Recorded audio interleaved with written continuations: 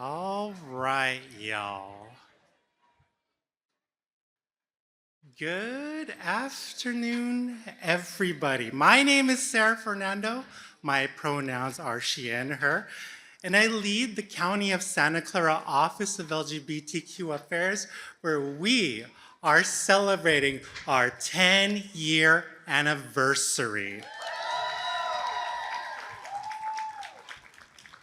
Just so you folks know, if you do need some housekeeping things, we have bathrooms inside. Feel free to use the restroom that aligns with your gender identity. We also have language access services toward the back through our language access unit.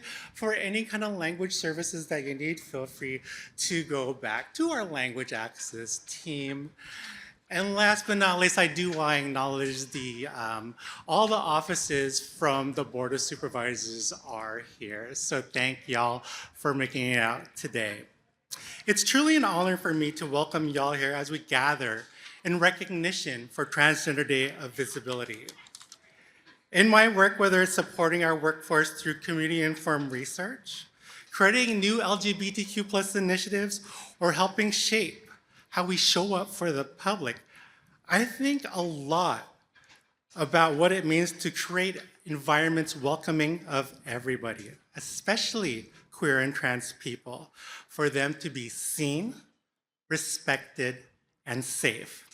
And not just in policy, but in practice. Not just in words, but in everyday interactions. In the community, I've seen the beauty and resilience when people come together and support trans lives. From San Jose Clothing Swap, providing free clothing and mutual aid to all inclusive of genders, to South Bay Queer Solidarity, leading a Transgender Day of Visibility rally, to San Jose People's Pride, organizing a trans march right here in the heart of San Jose. From the town of Los Gatos' high school age youth, providing public comment in support of Los Gatos' this year, their first ever Pride flag raising ceremony happening in Los Gatos, right? To Rainbow's Families Action, which they're right over there, rallying together to save gender-affirming care for youth in one of the Bay Area's largest hospital networks. Even at my alma mater, San Jose State University, the work and advocacy of the SJSU Pride Center, the Queer Hope Institute, also right over there, organizers of the Trans Teach-In and Trans Talks, and even journalists from the Spartan Daily give me hope that the legacy of our transcestors will not continue to endure, but evolve. For me, this day is a reminder of our responsibility to make sure that the systems we're part of, our workspaces, our services, our public spaces, actually work for transgender, gender expansive, and intersex people. That we're not just reacting actively, but actively building something better for our community. That we're paying attention to how varying identities intersect and how that shapes people's experience when they interact with us. And that work shows up in small ways and big ones as well. It's in how we communicate with each other. It's how we support the community.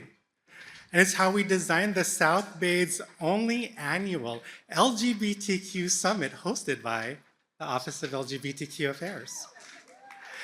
And whether it's in the people, and whether people feel like they can show up as themselves without having to explain, defend, or shrink who they are. And we get it right. When people feel that sense of belonging, that's where joy can grow, and that's visibility. So today, I want to take a moment to center and uplift our transgender, gender expansive, and intersex residents, families, and community members, not just for your resilience, but for your joy, your creativity, your leadership, and your impact. You are shaping the culture. You are building community, and you are the revolution helping all of us imagine a more honest, more inclusive world that tells us that trans people should not exist. For those of you who might not be visible yet, we see you. You are part of this community. You deserve that same love and joy, that same level of safety and belonging. As we move through today's event, I hope we carry out not just the idea of visibility, but the commitment to create the kind of spaces where joy is possible, where people are affirmed, and where everyone can thrive. Thank y'all for being here, for showing up, and being part of this work.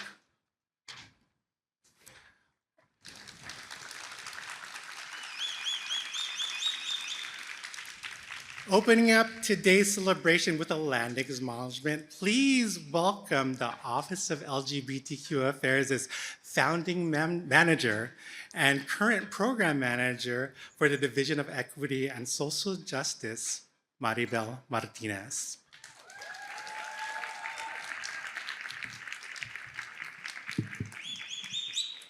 Good afternoon.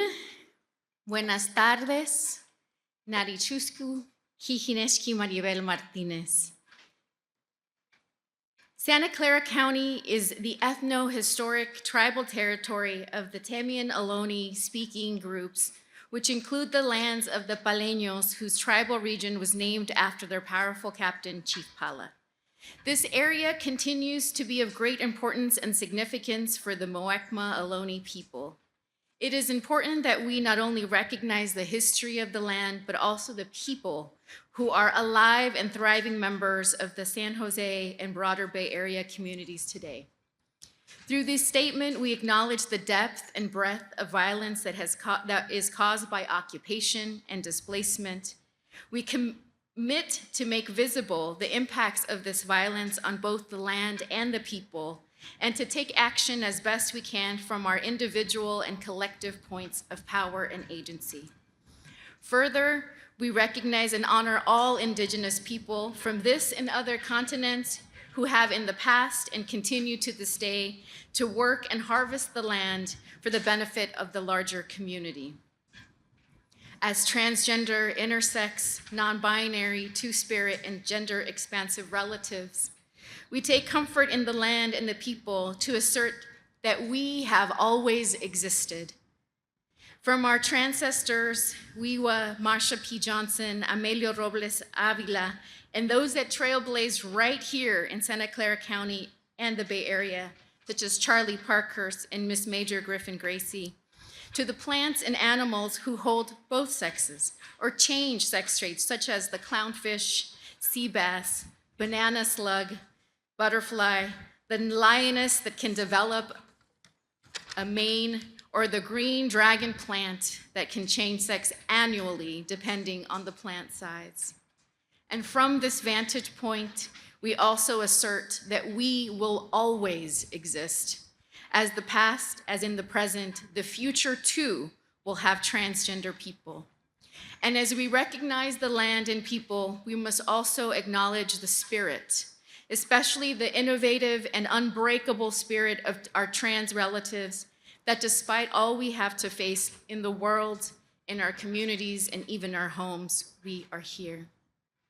In the words of Andrea Jenkins, soulful poet, educator, artist, and respected historian and political powerhouse, the first out Black trans woman elected to public office, we remember that this is nothing like I thought it would be. All shifts and tangles, vines, weathered grapes descend to the cracked earth, parched, blood-stained earth. But there was sun still shining. There are sunflowers, and we drank sun tea, and we wore sundresses with matching parasols. I became sun blind. And as we see the clouds part and letting the sun shine through, we further affirm the land, the people, the spirit of Transgender Day of Visibility, and declare that we will continue to have a home in Santa Clara County.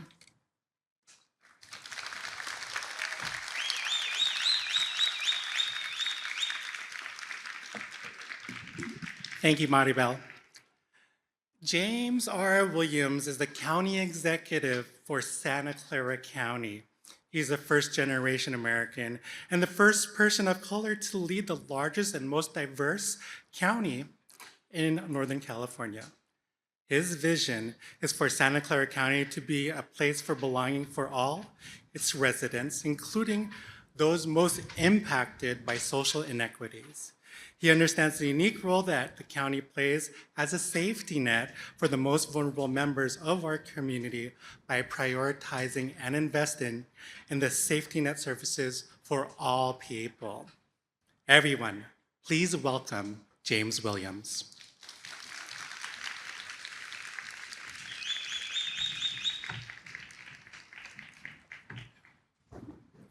Thank you for that lovely introduction. Good afternoon, everyone.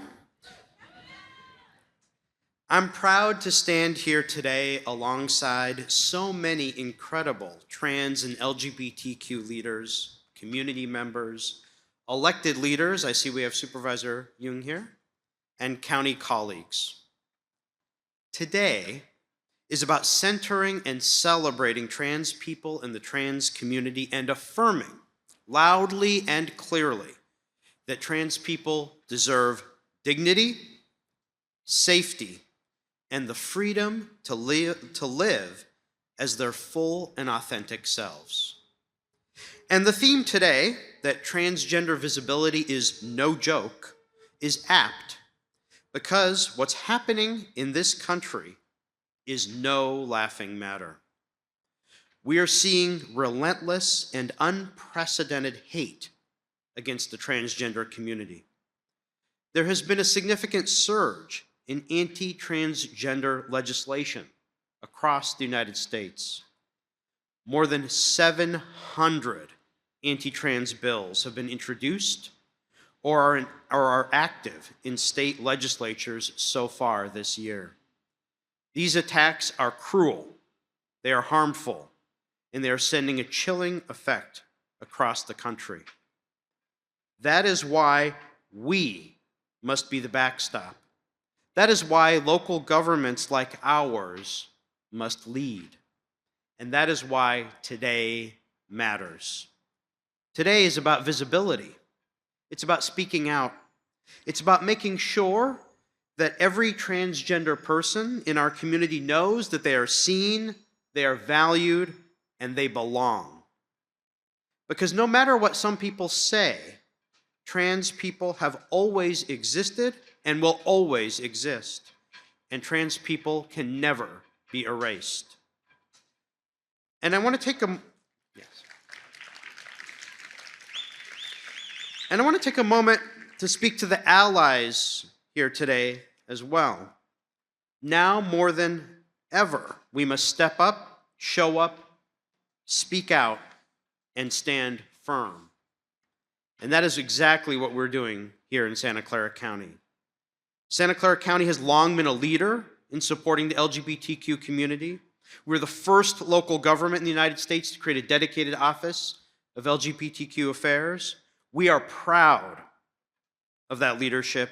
We are proud of the work that we continue to do, and we are not backing down from our commitments. Our values have not changed.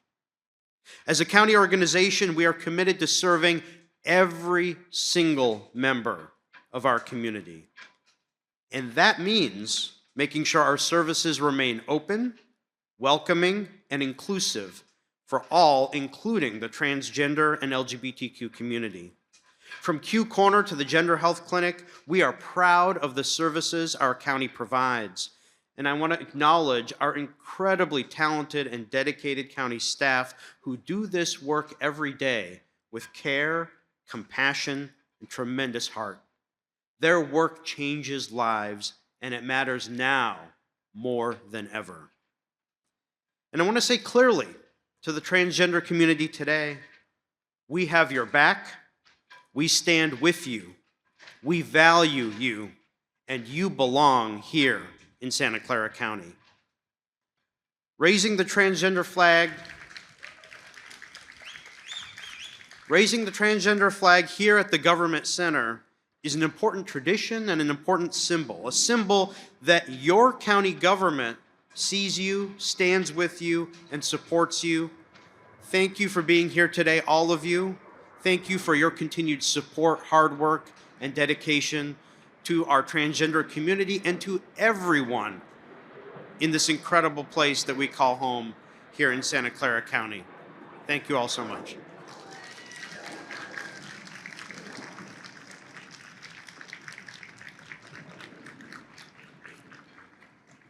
Thank you, James. Y'all noticed a little wardrobe change? I was eating my hair earlier, and just to let y'all know, this is the best time to grab pictures. I've never seen the flag flowing this much, so great time to take pictures. Thank you, Transcestors. David Campos is a formerly undocumented youth whose parents brought him to this country, escaping political turmoil in their native Guatemala. Even though David didn't speak any English when he first arrived to the country, he graduated first in his class from Thomas Jefferson High School in South Central Los Angeles. David earned scholarships to and worked his way through Stanford University and Harvard Law School. David has dedicated his life to public service, having served as the deputy county attorney or city attorney, general counsel to the San Francisco Public Schools, a San Francisco Pride or Police Commissioner, and an elected member of the San Francisco Board of Supervisors. David currently serves as the Deputy County Executive for the County of Santa Clara, overseeing operations of various departments and agencies, including the Division of Equity and Social Justice. Here to talk about the county's advocacy for transgender rights, please welcome David Campos.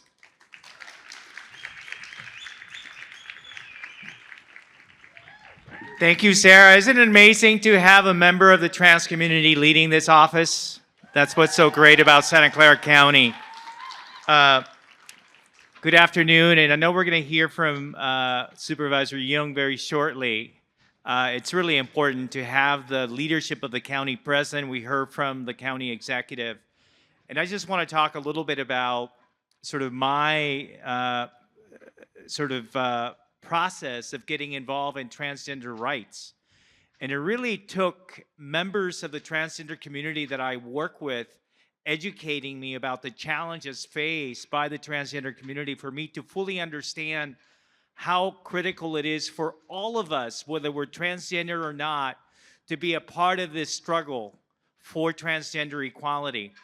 You know, I, as a young supervisor in San Francisco, heard from my trans staff telling me how people had to have private parties to pay for top surgery because they didn't have the money to do that. And we said, you know, maybe the city should hire someone who can do that.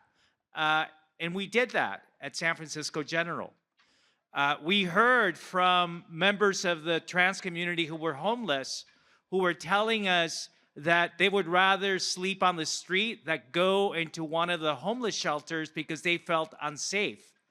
And so that's how we created the first ever LGBTQ homeless shelter, Jassie's Place in San Francisco, named after a trans woman, Jassie Collins. And then when we came to Santa Clara, we heard the same thing. And that's how The Haven was created here in Santa Clara County, the second ever LGBTQ focused homeless shelter in the country. And Santa Clara County, at the Board of Supervisors, we heard from members of the trans community who were saying, you know, we have to travel to Fresno, to San Francisco to get basic health care. Does it make sense that Santa Clara County, the largest county in Northern California, doesn't provide those services? And that's how the Gender Clinic was created. Why shouldn't members of this community get their health care here in Santa Clara County? And then the vision of people like Ken Yeager, who created the first ever Office of LGBTQ Affairs. But But it wasn't just the LGBTQ piece, it was the transgender piece. And so when the history of this movement is written, you will see that time and time again, Santa Clara County has been at the forefront. Now, I'm now happy to announce that one of the things that we believe is missing is that we need to have more engagement and leadership by members of the trans community themselves. And so the county is funding a new initiative to create an organizing effort within the transgender community, working with Ella para Trans Latinas to fund an organization led by members of the trans community to do organizing exclusively in the trans community. We are setting aside $100,000 to fund that effort because it is one thing to have allies. It's important to have allies, and I'm proud to be an ally of the trans community. But it's critical that members of the community advocate for themselves, that they tell us what they need in their words, on their terms, based on what makes sense for them. And so I will end with this. This is not an easy time to be a woman, an easy time to be a person of color, an easy time to be LGBTQ. We just heard that the Supreme Court allowed for disallowed the banning of any kind of effort to turn gay people into straight. Conversion therapy is now allowed in the country by this Supreme Court. The Supreme Court today just heard the effort, a case to end birthright citizenship in this country. These are the times that we live in, and there are parts of this country where governments are stepping away from diversity, inclusion, and equity. But here in Santa Clara County, not only are we not stepping away, we're actually doubling down and saying, not only are we not going to walk away from these communities, but if anything, we're going to increase our investment. That is Santa Clara County. That's why I'm so proud to be here. So thank you so much.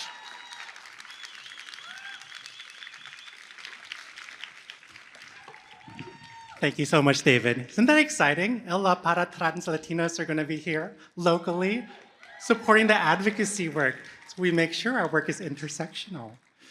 Y'all, I also want to acknowledge the support of DESJ's Community Engagement Squad. They're located at the back over there. You'll see the DESJ sign over there.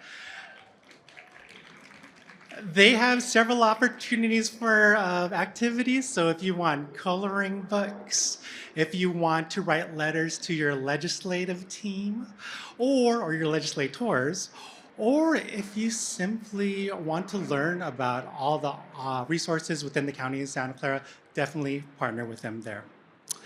Up next, Dr. Ana Lilia Garcia has worked for more than 2 decades in academia, nonprofit organizations, and government, always as a steward and champion for equality.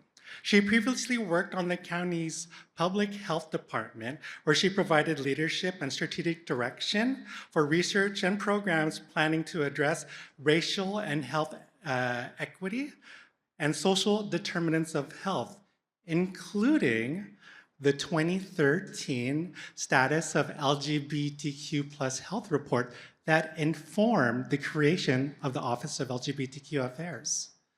Dr. Garcia established a robust racial and health equity infrastructure that included trainings for county staff to normalize conversations about race and led countywide participation in the Government Alliance on Race and Equity. Dr. Garcia currently leads the Division of Equity and Social Justice, overseeing all things race equity. Here to talk about the county's intersectional approach to our work, please welcome our county's Chief Equity Officer, Dr. Ana Lilia Garcia. Thank you, Sarah. Good afternoon. Buenas tardes. My name is Ana Lilia Garcia. I'm the director. I have actually the honor to be the director of the Division of Equity and Social Justice and the Chief Equity Officer for the County of Santa Clara. My pronouns are she, hers, ella. In my role, I am advancing racial equity across all programs, services, and initiatives within the County of Santa Clara. In this position, I develop, support, inform, and advocate for transformational policies and system-wide changes that address root causes of inequality. The county's mission is to provide high-quality services and to create healthy, safe communities where all residents can prosper. All means all. We include our transgender, non-binary, gender expansive, and intersex members of our community. At DESJ, we know that our community does not live single-issue lives, so we must take an intersectional approach to our work. Immigrant issues are transgender issues. Disability issues are transgender issues. Worker issues are transgender issues. Racial equity issues are transgender issues. Gender-based violence issues are transgender issues. We cannot do meaningful system transformation without including the voices, experiences, and needs of our transgender community. When I read about what is happening in our nation, I recognize the much needed work that needs to happen, and I simultaneously acknowledge all of the amazing work that has been done by the resilient, courageous, and brilliant transgender leaders of today and those who have come before. I am extremely proud of the work we do here through our Office of LGBTQ Affairs. So today, I stand with our county in support of our transgender community, and I commit to working towards a Santa Clara County that not only affirms identity, but actively protects dignity, expands opportunity, and removes the barriers that too many continue to face today.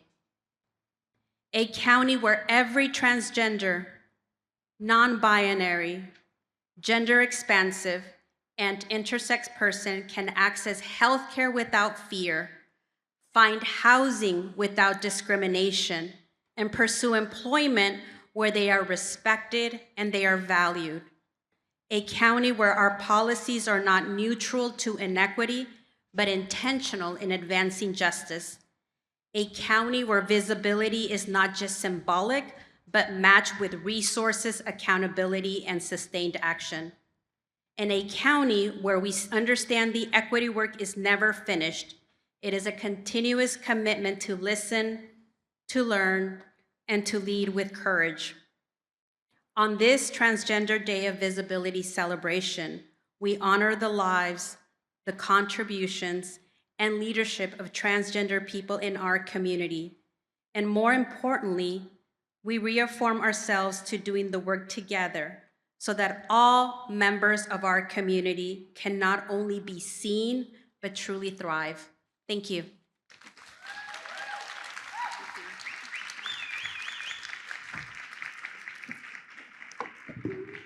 Thank you, Ana Lilia.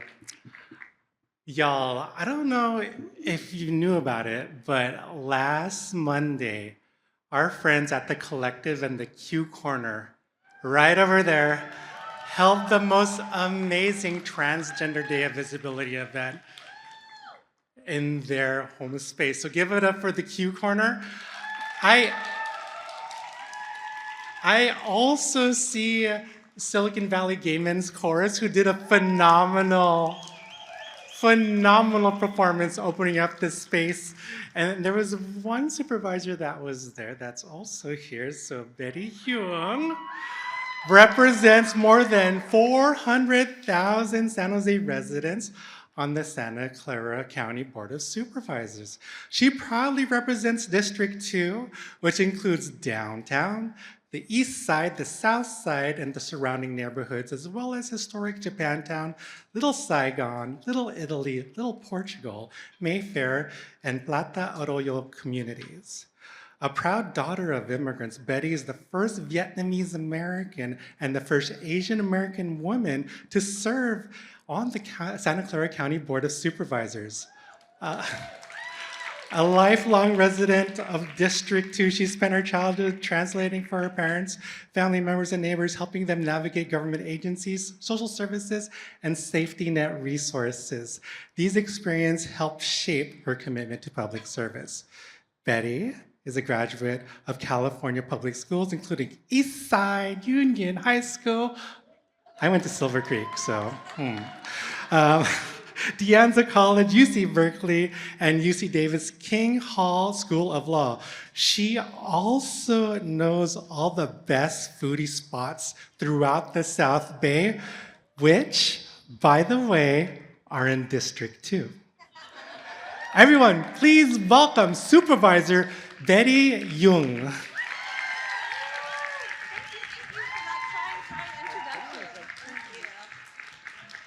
Hi, I'm going to adjust for height. Thank you so much, Sarah, for that kind introduction. I know I'm the only supervisor, but all the supervisors, the offices and their staff are here with you in spirit today. So I'm going to invite my colleagues, all my staffers from fellow offices, please join me on stage. Yay. Come on up, Grace. Let's go. David. I'm still tiptoeing. Okay. We've got Grace from Audalie's office, David from Supervisor Arenas' office,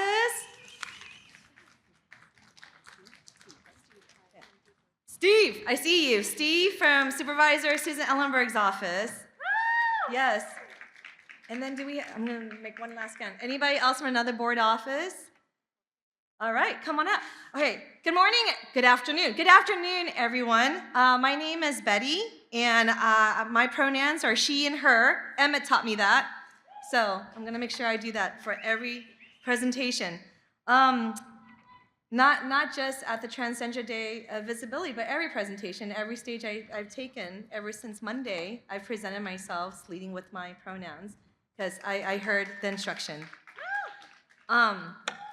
Transgender Day of Visibility is celebrated every year on March 31st, and we kicked off the celebrations at Q Corner on Monday. It was an incredible way to start off the week and to center oneself. Because visibility matters. It matters. You know, we talk about everyone deserves to be seen and heard, but the consequences of not being seen, not being heard, and existence not being validated are severe. It is literally the difference between life and death. And for far too long, the trans community has existed at the intersection of vulnerability. And we at the County of Santa Clara will continue working every single day to right that wrong. I know that we have a lot of work to do. I know that our efforts have gone above and beyond any other county.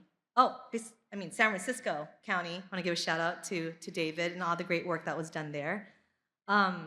I know we take pride in being a cut above the rest, but we do not rest on our laurels because the work still has to be done.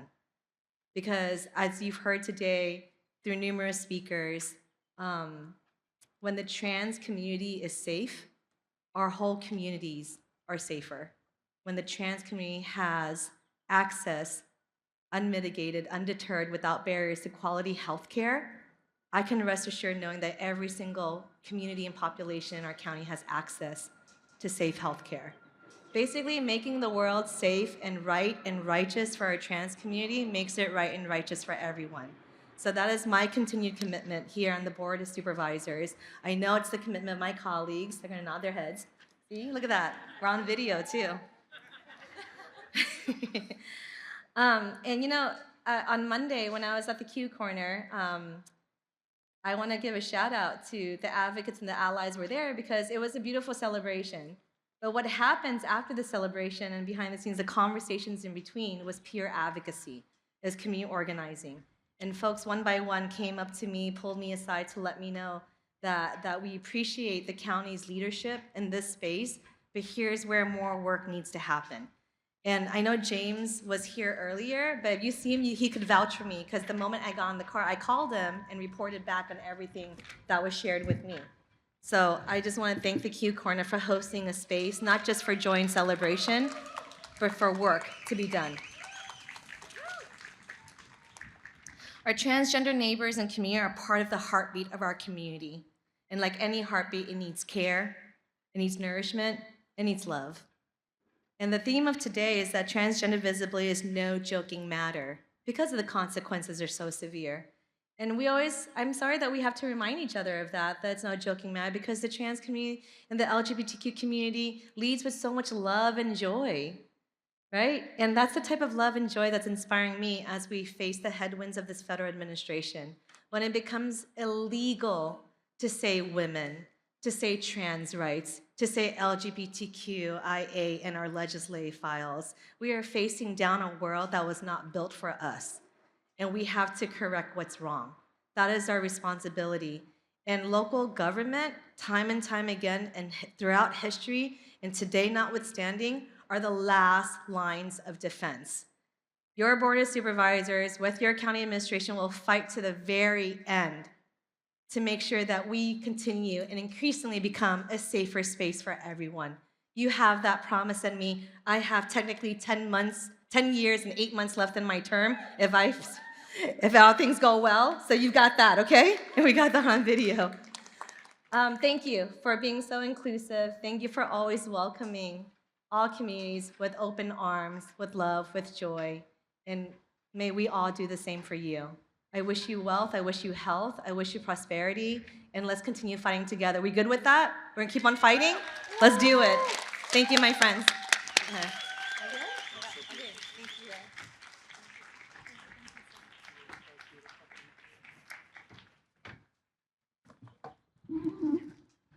Thank you, Supervisor Young.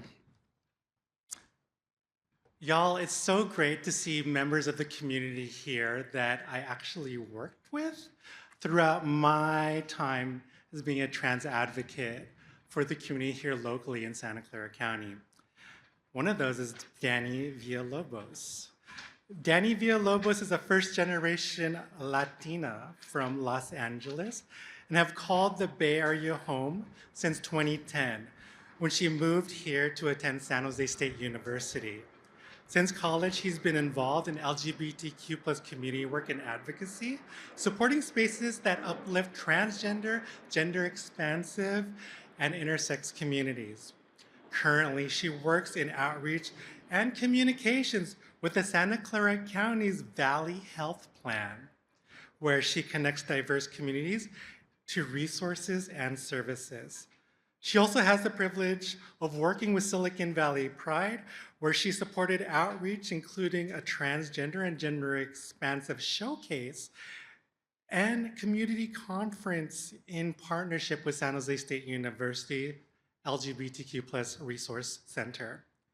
Everything that she does is rooted in giving back to the community that once supported and uplifted her. It is an honor for her to be here, to be with us, to be with you all, celebrating Transgender Day of Visibility, resilience, and the power of being seen.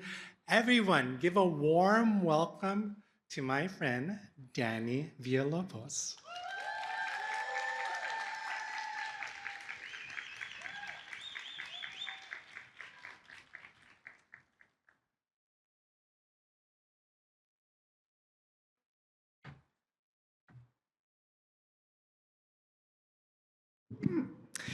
Buenos dias, everybody. I'm so glad to be here. Thank you, everybody, and thank you so much for all the beautiful words and all the amazing things that everybody has said today. I kind of want to start off and reemphasize some very important points that were made earlier today. 700. I'm going to let you that. 701 and counting anti-trans bills that have been introduced and some even passed in our country since the beginning of 2025. Like, why are they so obsessed with us? It feels like dark times loom ahead of us and the stakes are high. Spreading lies, hate, misinformation about what it means to be queer, trans, and non-binary in today's world. Restricting gender-affirming care, not just for youth, now it's also for adults as well. Enforcing sports bans, and now creating legal identity restrictions. When is it going to end? And even prohibiting drag shows. But in reality, the real performers aren't the ones on stage. It's not the drag queens. It's the ones hiding behind policy and power, instilling fear in our communities, and creating heinous laws that are affecting every citizen's quality of life. They're even trying to regulate pronouns in schools. Yet, the same people writing these laws don't even know the difference between a pronoun and a noun. But I'm not here to give a vocab lesson or dwell on everything that we're already facing. I'm here to ground you and remind you why visibility matters more than ever. One of my favorite trans activists and writers, Janet Mock, once said, "I believe that telling our stories is a revolutionary act." And so I want to invite you into mine. Last year, I lost one of my favorite people, my rock. I lost my mom, and she was my biggest supporter. And through her passing, I learned one of the most important lessons that death had to offer. That life is short. It's too short to live in fear, regret, and anger. So live your truth fully and unapologetically. I'm grateful that she got to see me for who I am, for who I truly am. And to my surprise, my dad, being the Mexican machista that he is, was actually very accepting. He looked at me and said, "You are my blood. How could I ever turn my back on you?" People might surprise you, even in times like these. So to my queer trans brothers and sisters, and everyone else in the rainbow, including all our allies, I just want to say that the world doesn't hate you. They just don't know you yet. Not everyone lives with hate in their heart. Some people, if not most, are guided by love. For the people, by the people, Santa Clara County shows what it means to serve a community with humanity, but most of all, with respect. This is what community looks like. This is what resiliency looks like. This is what allyship looks like. And this is what a safe space looks like. And since the dawn of time, we as queer and trans folks have always persevered. We have been resilient, bright, creative, strong, feminine, masculine, loud, diva, compassionate, humanitarian, everything else under a colorful, beautiful little rainbow. We have always existed, we will continue to exist, and we will stand together. You are seen, you are respected, and most of all, you are loved. My name is Dani Villalobos, and I just want to wish you all a happy Trans Day of Visibility.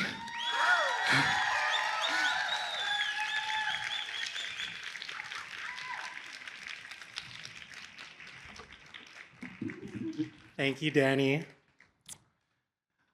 Our final speaker today, oh my God, I'm so proud of the work that he's doing with the community. Not only did he speak at the LGBTQ Summit a couple years back, but Kelly the Barber is a licensed cosmetologist and barber who has been working professionally for 13 years in the beauty industry.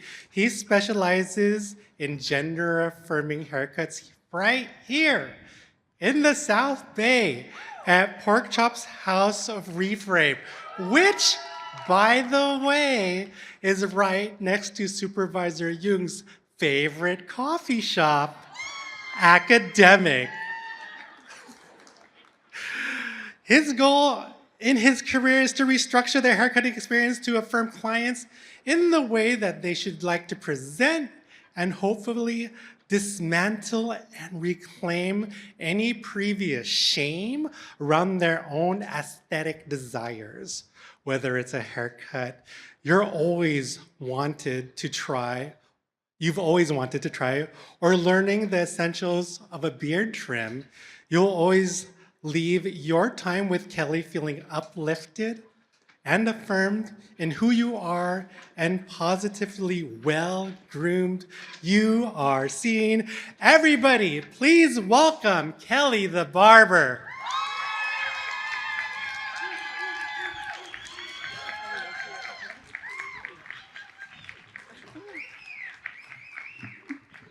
Hi, I'm Kelly. I use he, they pronouns. I'm not an elected official.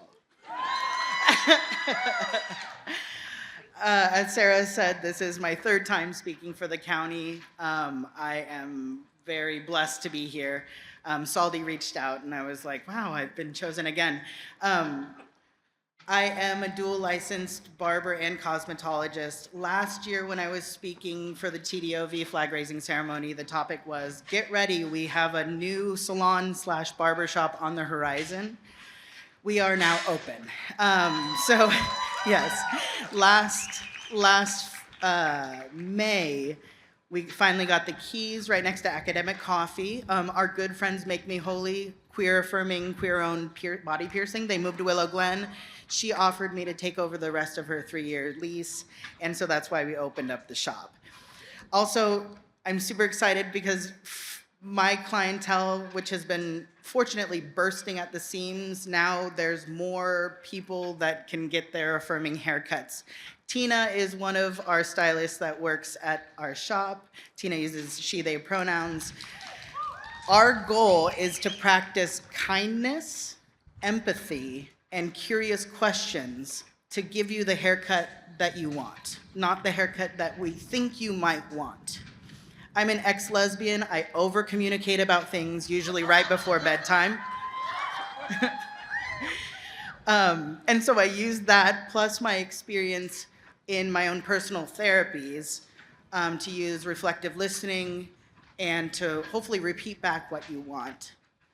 This way, my hope is to reframe, hopefully, any negative experience that we've received around our hair. Oftentimes, our moms pull our hair too hard, our aunties say we're too curly, our neighbors say, what's wrong with your hair? My hope is to look at hair as characteristics and how it grows out of your heads and how we can make it shorter or a different color or a different texture. If we look at things objectively like that, my hope is to say, to reframe things like, oh no, maybe, how often have we heard a stylist or anyone say, oh no, honey, not like that. You should do your hair this way. Or don't part it on that side. We used to do that back when I was a kid and blah, blah, blah, whatever reason to not do it. My hope is to give people the haircut that they want.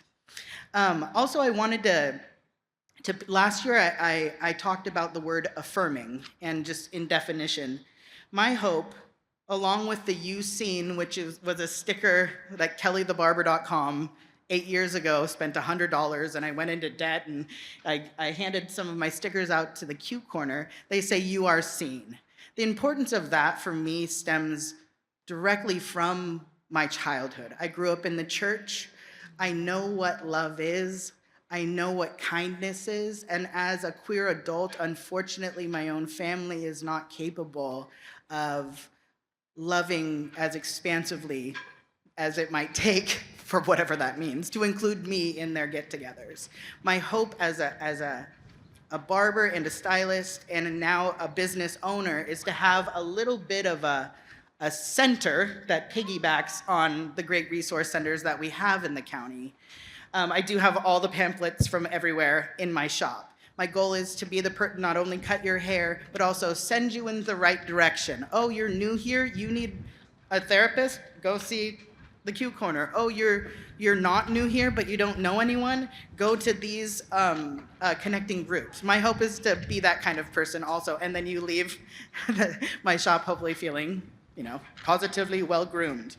My hope is to pinpoint also the word belonging. Belonging is a fundamental human need to feel seen, valued, and connected within a group, relationship, or community. It significantly impacts and reduces stress, improving mental well-being, while fostering resilience and performance. Key components are safety, agency, and authenticity. In my shop, we do create safety, and we have a damn good time doing it. I tell you, with the music that goes on in the background, which is not too loud compared to other barbershops. Also, if you would like it quieter, we'll hear you. We'll turn down the music. If you want it louder, I won't turn it up though. Sorry, that's my preference. But as far as belonging and safety, we want you to feel like you belong there. We practice kindness as soon as you walk in. My hope is to welcome you. If you don't have an appointment but you want one, we'll refer you in the right directions instead of just leaving you to wait in the waiting room without addressing you, maybe like other barber shops. Also in our shop, we do have curly hair specialists. Tina is one of them. I have two other barbers, Adriana and Chris. Everyone is very queer affirming, and you have to get through me. I'm not too tough of an interviewer, but if I mention how might you use curiosity in your consultations, that kind of directly tells me what a person may or may not know about how to create a safe environment. So curly hair, wavy hair. The straightest thing about our shop is my hair. It's pretty straight. But we're like a big family there. We have a lot of fun times. We are trying to get our karaoke mic up and running.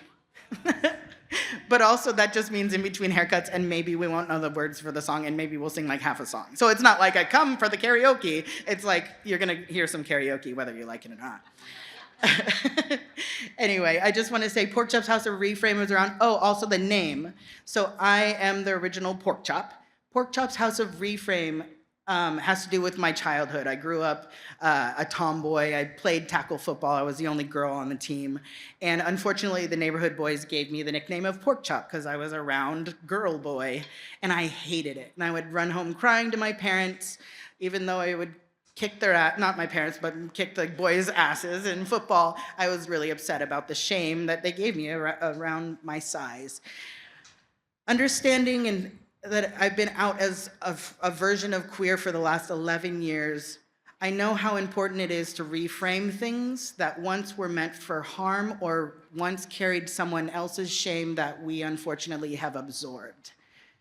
Similarly to the word queer, that used to be meant for harm, I now call my barbershop, Pork Chop's House of Reframe, to reframe the significance of my newfound strength, my ever-growing strength, resilience, and also hope.